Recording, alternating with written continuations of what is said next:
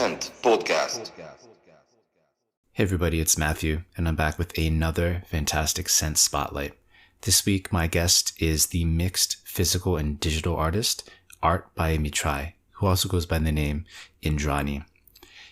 Indrani and I talk about her creative journey, how she came from India to the US, started working in IT, started a family, and how art has always accompanied her as a side project, as a way to express her passion for life. It's very interesting to note that Indrani's work has all been physical up until recently when she joined Maker's Place and started publishing digital work and then mixed physical digital work. Her story is inspiring, and nothing is more inspiring than the fact that she creates everything on her mobile. If there's anyone out there wondering how they can become a creator and worrying that maybe they don't have the tools, just listen to this episode. Indrani gives away all of the apps that she uses on her phone that you can use as well. It's unbelievable what she can create with her phone. We also get into a lot of the other artists who inspire Indrani. She literally shouts out tens of creators. So listen for your name to be dropped. And without further ado, I really hope that you all enjoy my conversation with Indrani, aka Art by Mitrai. Okay, and we're live. This is Matthew, and I'm back with another Scent Spotlight, the podcast where we're highlighting the best creators on Scent who are doing amazing things, both on Scent and off Scent. My guest today is very special. Her name is Indrani, but you're probably more familiar with her handle on Scent, which is Art by Mitrai. Welcome to the Scent Spotlight. Thank you. I'm happy to be here. Me too. Happy to have you. So the first question is always the toughest, but if you could tell the Scent audience who Indrani is, who you are, and maybe you can go into a little bit of detail on your creative journey up until now. Yeah, the question is tough. So I come originally from India, Calcutta to be precise. It's called Kolkata now. I'm currently in the United States. My creative journey is very separate from my professional life. So professionally, I do something completely different. But art has always been my go-to activity. It's something that I spent a lot of time in my childhood outside studies. I wasn't much of a sportswoman, so I used to read a lot and I used to paint a lot. I never did continue to build art into a profession. It sort of always stayed on the sidelines till about last year when Rio Maito actually reached out to me, Maker's Place reached out to me. And then that is when, I actually commercially started publishing my art. Till then, it's always been for home, for greeting cards, for, presents to people. It's always been like that. And I never actually went through a formal course anywhere. It's something I just developed on my own. Oh, wow. And before Maker's Place had reached out, had your creative work purely been digital? Have you done mixed physical work and digital? Or So I only started digital after I joined Maker's Place. That's so fascinating. That's so amazing. So what sort of work were you creating prior to joining Maker's Place? When I was young, I did a lot of pastel work in watercolor and oil. And then, in the later years, of course, family always took precedence. So whatever time I had, I like doing a lot of watercolors. Watercolor is my favorite medium by far. So I did a lot of watercolors. I did a little bit of acrylic, much more later, like the last 3 or 4 years. But yes, my primary medium has been watercolors and maybe a little bit of pastel work here and there. I'm very curious. I mean, obviously, crypto art is something that is relatively new. Digital art has a little bit of a longer history, but I think it would be really informative for a lot of artists out there who maybe now are thinking more about crypto art just because the numbers continue to increase for especially for a few artists. The market is increasing day by day. But what was that transition like, going away from the physical, away from using like watercolor to doing purely digital work? So, I mean, I would be wrong to say I do purely digital work. Some of it is purely digital, but quite a few of them is a mix. Like I would sketch and I would do a little bit of basic coloring, and then I would sort of transform it into digital. It is a steep learning curve, especially with artists who have never used digital media. It's a steep learning curve. It does not have the same kind of what should I say? I never get the same kind of feeling that I get when I work physically with colors and pencils and paints. That tangibility is not there. The smell, the touch, that freedom. Like when you wet the paper and you put the paint, you don't know how the paint is going to behave, right? You go with the flow. But with digital media, it's a much more control. Like it's more under your control over what you're doing. And I think a lot of artists will find it very, what should I say, rewarding, because the plus points of digital media is like, if you make a mistake, you can go and actually redo it, right? But with physical media, you can't. You just have to throw it away, or you have to do something to convert it into something else, right? So, I mean, that is something I really like about digital media. I also like the fact that I can create a base work and then I can reproduce different things from it. With physical media, it's not possible. But yes, it has been a steep learning. It's still a steep learning curve because I just sort of put my foot into 3D and generative art. And even though my background is information technology, it's still very difficult because I have never done coding like that. My coding is more like scripting. So this is a different thing altogether with a lot of math involved. So yeah, it's a transition is a little difficult, but I'm sure once you transition into it, it has its rewarding moments. Well, just looking through your history on Scent over on Maker's Place, there's a few things that strike me. Obviously, the first thing is your use of colors. Whether you're reproducing a watercolor and you're digitally enhancing it, or you have something that's purely digital, your use of colors are just so striking, and they really hook the viewer. They're quite beautiful, the scenes. There's also really interesting elements of texture. Run Like the Wind is something that I guess like the gradients, the direction of the color, how they're situated on the horses in the background. It's something that I didn't anticipate like seeing or noticing in digital work. That it's quite beautiful. Also, your use of symbols, it seems to be quite intentional, and specific scenes from life. There's a lot going on in your work. There seems to be a lot of experimentation as well. Like, do you think that you have your own particular style? Do you think that you're experimenting towards a style, or like how do you think about your creations?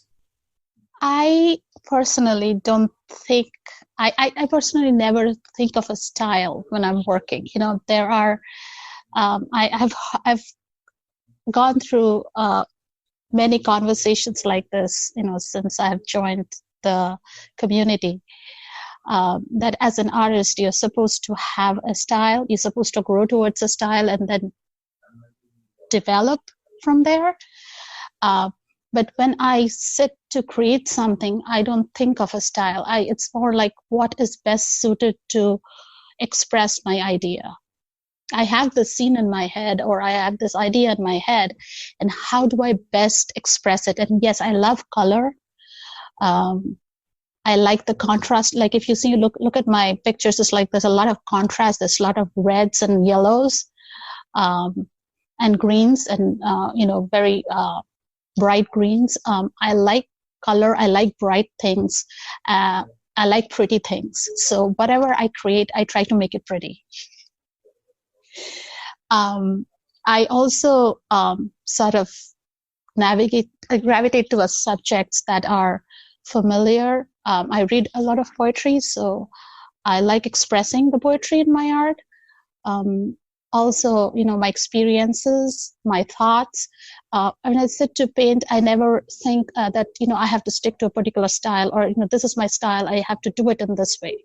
It never enters my head. So, that is probably why I don't sell as much, as I should probably, but that is not what sort of motivates me to paint. My painting is more like a intrinsic part of myself. Like if I don't do it, I feel restless. So it is not a commercial thing for me, or I have to sell it because I'm creating it. I just put it out there. If you like it, you take it. If you don't, I will still keep on creating. That's the way I feel about art. Each artist is different. That I when I ask them that question revolving around style, how do they think about their own work? Like, where does the creation come from? It's amazing. Some people like yourself, they have this vision in the mind and they're just trying to get it out in whatever way is possible. Other people have, they're purely experimenting. They have the blank piece of canvas, or they have a blank screen, and they're going and seeing what develops based on trying this or trying that. Everyone is very unique. It's very. And I know what you're talking about. There were a couple of times when it's been like that, especially with manipulation. When you take a picture and you manipulate it, you actually don't know what's going to come out of it. So yeah, so symphony is one of those. I never actually had that idea in my head. It just came out of nowhere. And maybe I'm guessing like Gossamer or something like that would be. Gossamer was very deliberate because I'm learning processing, so it was very deliberate. Like when I wrote the code, I exactly knew what I want the code to do. Okay. And then, you do mention that you're experimenting with different forms of digital media or digital art. And what is driving you to try these different like newer forms of digital art? Is there anything you see something and you want to try to do it yourself, or? So the reason why I sort of gravitated to digital media, because of my time constraint. I don't have the time to sit and paint somewhere. Most of my creations are done on my mobile phone, which is an Android. Oh, wow. I usually do it always on the go. Like I'm dropping somebody off somewhere and I have to sit there for 2 hours or an hour, I'll be painting. Painting on your phone?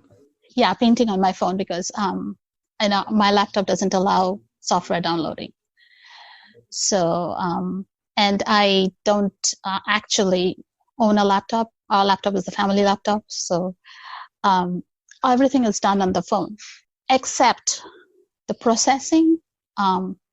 I sort of started learning processing because I see possibilities with it. You know, you create the base image and then you can use that language to do a lot of work. But that is going to progress really slow because, like I said, I don't have time to sit somewhere and actually concentrate and write a code and execute it and debug it. That's work. That's a lot of work. Yeah, and that's also like my work, right? My work is like that. So I'm like, I sort of in a double-minded right now to actually go in and try it with the kind of, concentration I should, because while I was creating Gossamer, halfway through it felt like work. I'm still stuck on the fact that you're creating a lot of your work on your mobile. I mean, for me, I do everything on my mobile as well. I write posts. I basically live on my mobile. I've been in Asia for many years, and it's been just like a natural thing. I have this very powerful smartphone. very fast internet. It's just very convenient versus having this laptop that you need to lug around. But the fact that you're making these beautiful images on your phone, I feel like more people need to know that. I feel like that adds just like something extra to what you're creating, because that was totally unexpected. So what sort of programs or tools, I'm not sure how detailed you want to be in revealing your process, but I'm very curious. What are the tools and apps that you're using on your phone to create? So I use a lot of Autodesk Sketchbook, the free version. I use it a lot. And I tried moving to, Photoshop, the one which they let you download on Android. I'm the kind of person, I once I get used to a program and I know exactly what is where, it's very difficult to move to another program. So I use that a lot. I use something they call a Magic Lab. I don't know if you know about that program. It's basically allows you to take a picture and sort of manipulate it. But I have tried that. It's just that, again, I like creating everything from ground up. Mm-hmm. So that doesn't sit well with me. I will try it, and then I will say, nah, it's not working. Which is why I did a couple of compositions with Photoshop, with pictures, and then I was like, no, it doesn't work. It doesn't give me the same kind of satisfaction or same kind of feeling when I use my own pictures on my own drawings and then do it, right? So, I mean, going into Pixabay and taking pictures and doing it. But the problem with me is that I take that picture and I draw it myself, and then I will do things with it. Oh, that's funny. So this is a tricky question. I'm not sure how you answer it. But I like asking this to artists, because I feel like, even though, I mean, especially in your case, every piece seems to be very different and very specific. But I like to believe that there's a part of the artists themselves that's somehow captured in the works that they create. I don't know, you can look at your work generally, or you can look at a specific piece, but I'd be very curious to hear how you see yourself in your work. There are a lot of pieces actually that I have created that, if you read the definitions, the writings, I mean, those are from my experiences. There is one that says, "What's cooking?" It sort of speaks about the way, I learned cooking from my mom-in-law and my mom and my aunt. So that is part of, an experience that I've come through. So most of my pieces are, very few are sort of, let me do this and see what it works out to be. A lot of them are usually born out of ideas or experiences that I have had, or certain things that I've thought about when I was reading something. And pulling back from the actual creative process to like digital art and crypto art specifically, rather, since you were very new to digital art before crypto, I'm just curious, like, what was the learning curve for you? Like, were you familiar with crypto before Maker's Place reached out, or was Maker's Place and the introduction of crypto art your first introduction to crypto as well? So I was familiar with blockchain. Okay. I work in information technology, so yeah, you hear it and you learn about it, and there are people working on it. They talk about it. So I was familiar. It's just that I didn't realize that this could be used the way crypto art is using it. Now that they're using it, I see, yes, there are other possibilities as well. Like, other places can use it the same way artists are using to sort of digitize and sign their work, right? But I mean, I've heard about it. I had heard about that, cryptocurrency and blockchain, but I never really sort of delved into it, or was part of the community or anything. Mm-hmm. And well, I know you don't share your work on Maker's Place like purely in the pursuit of profit.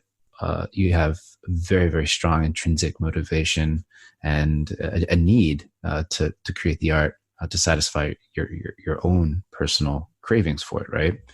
Prior to Maker's Place, had you been sharing any of your work previously, or do you think that the crypto art is just even if you don't really care about the money, it's a great way to kind of motivate people to share publicly? How do you think about that?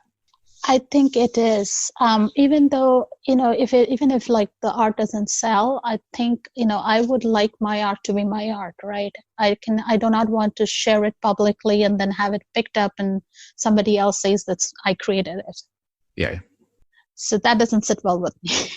So I think that is, I did upload a few in Saatchi, but those were like physical pieces. But I was very wary of doing it because I have heard stories about, things getting out there on the internet and being attributed to the wrong person, right? So yeah, I was wary, but this Maker's Place has taken a lot of it out, even though I still have some reservations, because there are things you can do, right? You can take the art and actually can manipulate it just enough so that the blockchain doesn't realize it's the same art. But still, to a large extent, I think it is doing a lot in keeping the artist's work, rather than having other people take it and use it as their own. And also, I know this additional thing that, sometimes when you sell your art, you can't, especially as an individual, if you're selling an art and not going through a gallery, you can't keep track of resale, right? Because you're depending on the person you're selling to come back and tell you that, hey, I've sold your art to somebody else, triple the price. Yeah. So I think that helps as well, because if now that these platforms are tracking it, I think it's a great thing. Yeah, I mean, the connections that the creator is able to build with their collectors is huge. And I think related to that point is the fact that artists are able to connect with other artists very, very quickly and collaborate on a lot of work. The collaboration in this space has been something that's been really, really special to see from a personal perspective. I'm curious, I don't recall seeing collaborations shared on Scent with you and another artist, but is collaborations something that you have in mind? Are there any creators in the space that you would love to work with on a piece together with? I mean, there wasn't actually a couple of them were not actually, I don't know whether you call it collaboration or not, but there was a event for triptych creation where one artist creates one panel and then you pick up a topic, right? And then one artist creates a panel and then a different artist creates a second panel and another artist yet another different artist creates third panel. So Maker's Place did have a event like that, and it was very interesting because you look at another person's thought process and then you try to create something that actually sort of matches but still is different because you are creating it and it's your interpretation. That seemed very interesting, but in terms of my collaborating with another artist, again, time is a big constraint for me. If I have to collaborate, I have to give the time. I have to sort of, it's restricted. But right now, when I do my own thing, I'm not restricted. I can do it today, and then I can stay quiet for like 3 months, and then I'll do another one. Or since now it's like everybody's at home and I don't have to rush around with the kids, I have enough time, so I'm creating now. But once the schools open, once we start going back to work, I probably will only create once in 6 months because I don't have the time. So for me, collaboration is a little challenging in that respect. But yes, if I had the time, I would love to collaborate with some people. Not some people, quite a lot of people. Are there any particular artists that you'd like to shout out? Like that, I mean, hopefully this is not the case. Hopefully COVID-19 dissipates quickly and we can go back to our regular lives, but potentially folks could have to stay at home for much longer. If that's the case and you have more free time, like who are like the top 3 folks that you would hope to maybe try to collaborate with? Let's see. I really like Monfa's work, Monfa Cabrera. Mm-hmm. I really like his work. And I came across Giant Swan the other day. I didn't know. I didn't actually. Actually, I got his name from your podcast. Oh, really? Nice. Yes. Well done. He's amazing. He's so cool. Yeah, it's amazing. But my collaboration with him probably is not going to work. Okay. Yeah. Okay. Giant Swan and let's see, Gray Mask and Bert. Yes, Bert is a very interesting character. Can I say more or no? Keep going. No, yeah, the more the better. These shout outs it makes everyone feel so great to hear their name shouted out on shows like this. Okay. I already did a collaboration with Ruth Allen, 1010 Bluebirds, but I really like her style, the way she creates things. It's something I really like. It's very calming for me. Like I look at her pictures and I feel very calm. There is also Omar Al Sayed, then Greg Feud. I know Greg actually does not, I haven't seen his work much, but whatever he does, like little few pieces, they're amazing. I also like this gentleman's work. He does it in black and white. Mel Duarte? Mel Duarte? Yeah. Mel Duarte shares a lot of, I mean, obviously very different from you, but somehow related. I think it's because of your profile image on Maker's Place. Somehow reminds me of like a Mel Duarte piece. Oh yeah, it's because she does those round flowers, right? Exactly. Yeah. So I like her. I like also Mari's work. Mari. I also like. I think that's about it. Is that it? I have to search because I look at their pictures and I really like and I follow them, and then they don't post for a long time and I'm like, I completely forget their name. It happens. And then going from crypto art over to scent, it's been really awesome to see your posts populate my feed very frequently. Obviously, I know it's a function of COVID-19 keeping you at home and keeping you creating, which is awesome. But I'm curious, how did you find scent? What was that process like? How has it been being on scent? And then is there anything that we can do to make your experience better? Actually, Scent is one of those sites that I found it's very easy to post. It is not, it doesn't require a lot of background work. But what I have noticed is that I don't know whether it's because of the reach. It's usually when I post something in general channel, I get a much more better response than if I do it in a crypto art channel. That is interesting. Yes, because usually the art that I'll post in crypto art channel, I mean, hardly people. It looks like people don't even look at it, probably. But the general channel, I'll get a better response, and there are people who will look at it. There are people who will comment on it. It could be totally because I do understand because when I go through all the creations, the digital creations. There is a style, right? There's a certain style that the digital artists follow. And I get the feeling, I don't know, it might be me, but I get the feeling that I am sort of straddling two worlds. So I am like not of either. Because my style is more traditional and so I approach it the way I would approach a watercolor or oil painting, right? But most of these actually there's somebody who wrote a very good article today. Lazarus 2571. I was about to bring that up to you. Yes, and I think he hit the nail right on the head. And I totally, get it. Some, if you read it, some people might take it negatively, saying that, oh, you're saying traditional artists cannot function the way the digital artists do. But I totally get what he means, because when I came to when I start working with digital media, I know what he's talking about. Mm-hmm. Well, Indrani, it was awesome to get to know you a little bit better and dig into your process and how you create your work.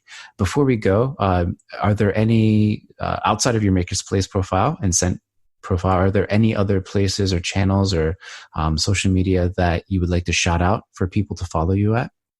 So, other than those two, I actually had applied for Known Origin. But I think they are still I don't know, they are still in the process of activating my account, or I don't know, something's going on there. I followed up a couple of times and then I sort of let it go. It'll happen when it happens. Yeah, I'm sure they're a very small team. I'm sure, they're trying their best and they're stretched. So yeah, they can do it whenever they have time. That's not a big deal. I'll give them a little nudge. But anyway, it was a pleasure to be able to speak with you. And well, please stay safe with your family. And as long as you're at home and quarantined with your family, I hope that you keep creating as much as you have been. It's been a real pleasure to be able to view your work. It's been a pleasure talking to you, and pleasure being in this podcast. Thank you so much. Thank you. I'm really honored that you chose to speak to me. Thank you. Thank you, Indrani. Have a great day. Thank you. Stay safe. You too. Thank you. Bye-bye. Bye. Hey, everybody. It's Matthew again. And I really hope that you enjoyed my conversation with Indrani as much as I did recording it. Over the next few weeks, we have some pretty exciting Scent Spotlights ready to drop. I just finished my recording with Hackatao, the top-selling crypto artist, or to be more precise, with Hackatao's authorized spokesperson, Eleonora Brizzi. We had a fascinating conversation and really, really dug deep into the work of Hackatao, as well as what it means to be an art curator in modern day and the role of art curators will be heading forward into the future. It's a fascinating conversation. Next week, I'm set to speak with Sarah Zucker, aka the Sarah Art Show, the video crypto artist. So I'm very, very excited to get a chance to speak with her. And I hope that everyone's staying safe and sound. And until next time, Scent on.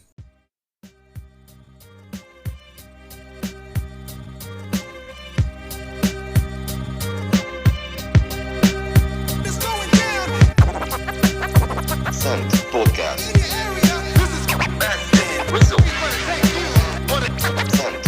Scent Podcast. Scent Podcast.